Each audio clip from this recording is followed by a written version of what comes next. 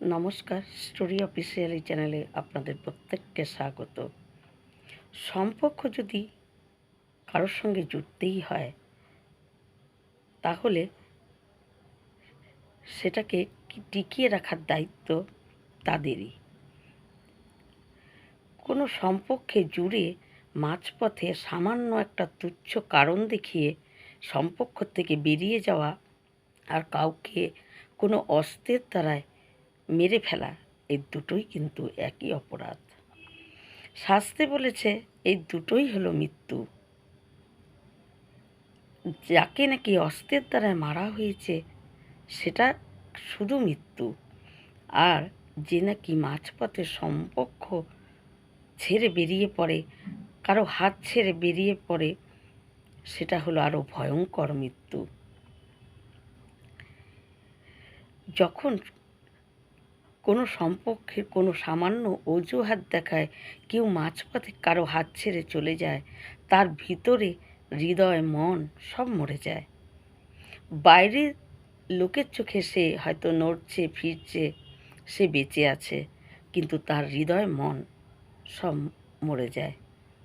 সে বেঁচে থেকেও মৃত্যুর যন্ত্রণাটা অনুভব করতে পারে। তাই শাস্ত্রে বলেছে যে কাউকে অস্ত্রের দ্বারা মেরে ফেলা আর মাঝপথে কোনো সম্পর্ক ভেঙে দিয়ে তার হাত ছেড়ে চলে যাওয়া, এই দুটো অপরাধই এক এবং দুটোরই শাস্তি এক। সম্পর্কে জোড়ার আগে 100 বার কেন 1000 বার ভাবা উচিত এবং সম্পর্কটাকে টিকিয়ে রাখা দুজনেরই উচিত। কোনো তুচ্ছ কারণ দেখিয়ে সম্পর্ক ভেঙে দিয়ে তার হৃদয় মন টুকরো টুকরো করে চলে যাওয়াটা মানে তাকে মৃত্যু দেওয়া।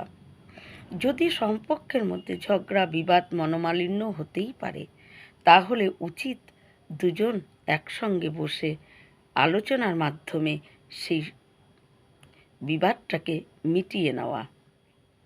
যদি সম্পর্কটাকে টিকিয়ে রাখার কারো ইচ্ছা থাকে তাহলে সে সেটাই করবে, কিন্তু যার সম্পর্ক টিকিয়ে রাখার ইচ্ছা নেই, কোনো একটা অজুহাত দিয়ে সে তখন তার মন হৃদয় কোনো দিকে লক্ষ্য না করে তার হৃদয়কে মনকে মেরে সে বেরিয়ে চলে যায় এবং এটাকেও তখন মৃত্যুই বলে।